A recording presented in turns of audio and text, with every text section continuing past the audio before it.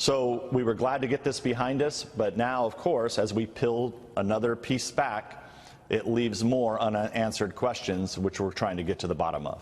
Mr. Chairman, you've got to explain what you just said. I think this is extraordinary, that you're telling us that in order for the FBI, the Department of Justice, to launch an investigation into so-called collusion between President Trump and the Russians, there was no official intelligence used. Then how did this investigation start? I don't understand, sir. Please explain.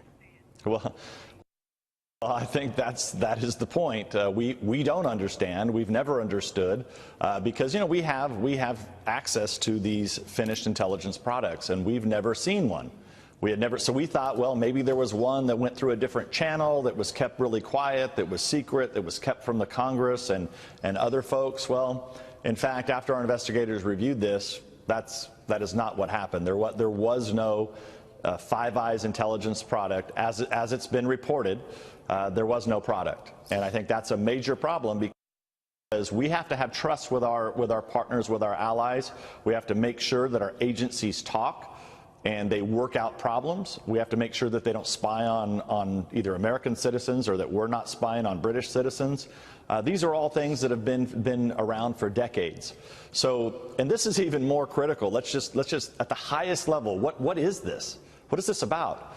This was about a counterintelligence investigation that was at the height of a political campaign, where you opened up an investigation using these intelligence services to spy on the other campaign. It's really serious stuff. It's quite extraordinary. So you're investigating the State Department. Does that mean it was Hillary Clinton pulling the strings? I mean, here you have Hillary Clinton, former Secretary of State. She's the other candidate. Is she pulling the strings on an investigation launched on her opponent, her political opponent, Donald Trump? Well, we don't know that yet, but what I can tell you what we do know. We do know that longtime associates of Hillary Clinton, including Sidney Blumenthal and another person named, I think, Corey Scheer. I'm like jumping out of my chair right now. I love this man. Even if the people watching this don't know who these people are, the fact that he's talking about Scheer and Blumenthal, oh, goodness. God bless you, Devin Nunes. God bless you and protect you. What a fantastic interview this is so far. Oh, goodness. I've got my popcorn. We're actively giving information to the State Department that was somehow making its way to the FBI. This is from two people within the State Department who have now publicly come out and said this I think in major news publications. So we know this. We know this was at least two witnesses who have publicly said this. And so what we're trying to do is we're trying to piece all that together. We now know that there was no official intelligence that was used to start this investigation. We know that Sidney Blumenthal and others were pushing information into the State Department. So we're trying to piece all of that together, and that's why we continued to look at the State Department. We are awaiting the IG report as it relates to Jim Comey, as it relates to the handling of the Hillary Clinton email investigation. We got these Comey memos this week. Tell me what you got from these memos. What struck you most? Well, the main reason we wanted them out is because the mainstream media and the Democrats have been running around talking about collusion, collusion, collusion. When they figured out there was no collusion, they moved on to obstruction of justice, obstruction of justice, obstruction of justice. What Mr. Gowdy, who was able to review these a long time ago, and Mr. Goodlatte had said, and now we know this from reading them, is that once you read all of the Comey memos, it becomes Exhibit A in a defense against that there was no obstruction of justice. So I think when you read all of them, good legal minds review these. When you have the President of the United States saying, look, investigate all of my people. If anybody in my campaign was colluding with the Russians, I want to know, and they need to be brought to justice. Something of that nature is in the Comey memos. So this is why the Comey memos needed to get out, because, you know, if there is obstruction of justice, we want to know about it.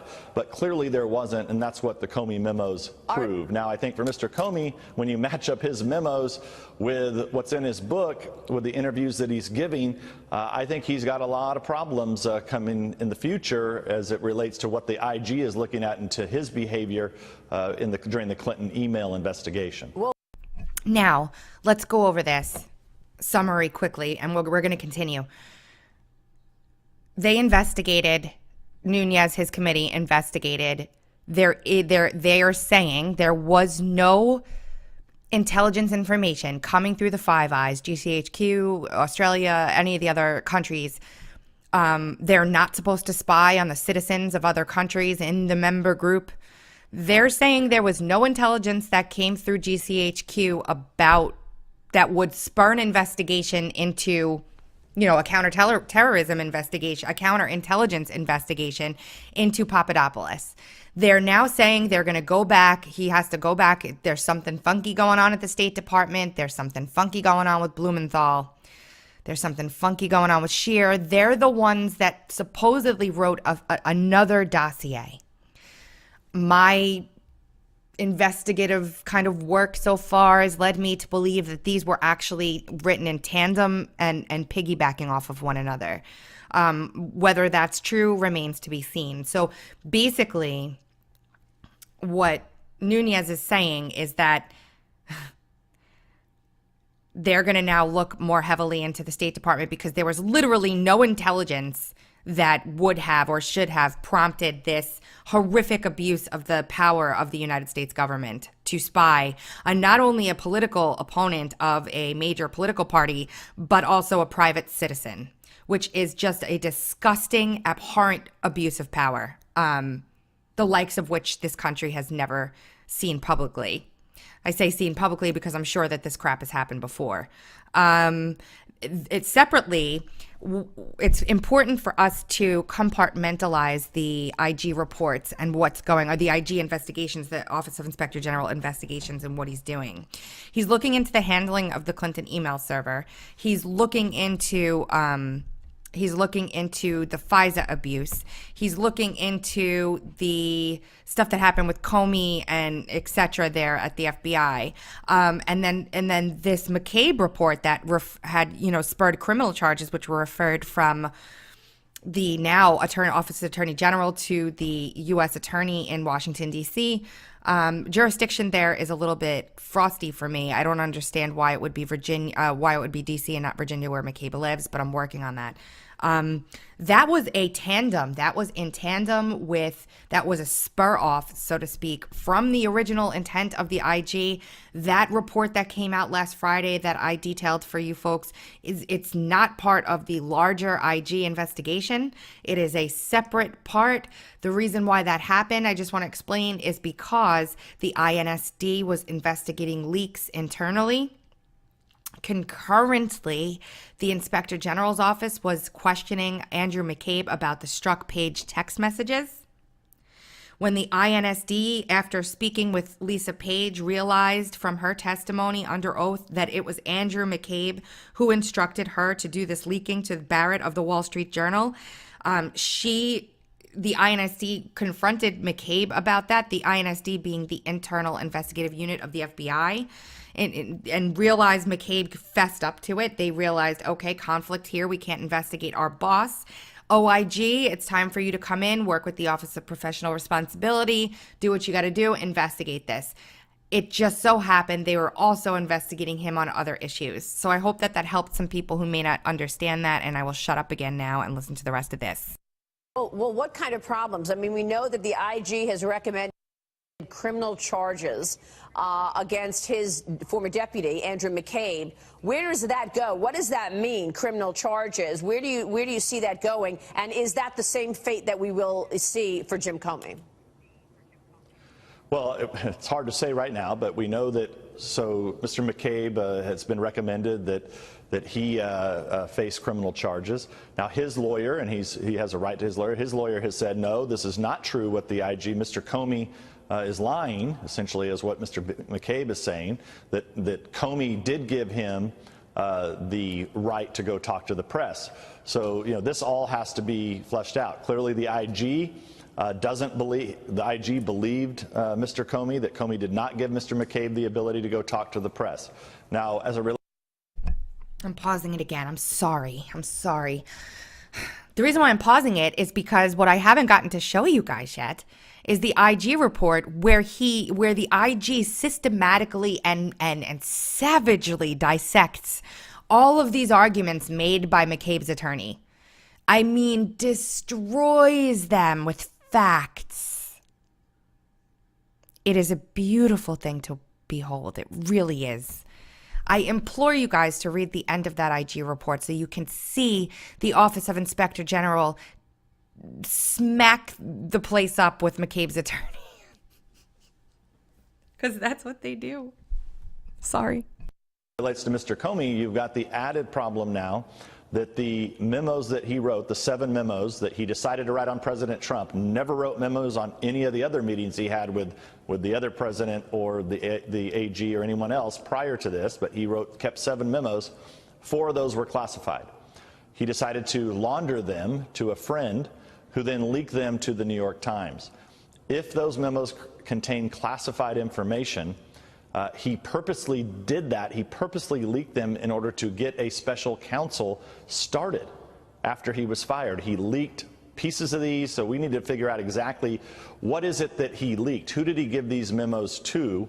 And was it just the friend that leaked them to the New York Times, or were there others? I believe there were others. I think that these Comey memos were actually given to several people. It contained classified information. The irony is the very thing that Mr. Comey cleared Mrs. Clinton of. Real quick, we're going to take a break right here, but with all of what you're saying, whether it's no official intelligence, the president pushing to find out the truth, no obstruction of justice, are these reasons to shut down this Robert Mueller special counsel probe? Well, look, I in the beginning, I actually supported special counsel because I thought, okay, Mr. Mueller will come in, longtime FBI guy. He will quickly see that there's no evidence of collusion, which there was, because we had not seen any. Just like I said, we've not seen any intelligence product that shows that there was any collusion between the Trump campaign and the Russians. Right. But that he would quickly go after the felony that occurred when General Flynn was talking to the Russian ambassador, and all of that information was leaked out, which is a major felony at the highest level. So I thought, great, we'll have a special counsel. They'll close those leaks. We'll figure out who that was. Well, that never happened. It appears like this was clearly what started as a counterintelligence investigation into the Trump campaign. They drilled a bunch of dry holes, never found any collusion. They moved to obstruction. They've got a special counsel, and now God knows where this is going to go. But I think the American people are getting sick and tired of it. Well, they did manage to raid Michael Cohen's office and home and hotel room, let's not forget. Chairman Nunes, stay with us. We've got more to... Great interview so far. Wow. That's just the fact that this stuff is coming public right now means the wheels are about to come off, guys. The wheels are about to come off. And I know I'm going to have comments. Well, big deal. They're talking about it in public. There's no indictments. Stay patient. Stay patient. If you guys appreciate the work I do and you'd like to become a patron, I would be honored to have you. You can find me on Patreon at patreon.com/Tracy Beanz with Z. You can find my PayPal address in the description box below. I'm going to be cooking dinner for the next 6 hours, but I'll have Twitter. So stay tuned. I have something cool coming up tomorrow too, Monday the 23rd. I will talk to you guys soon. Lots of love for the support.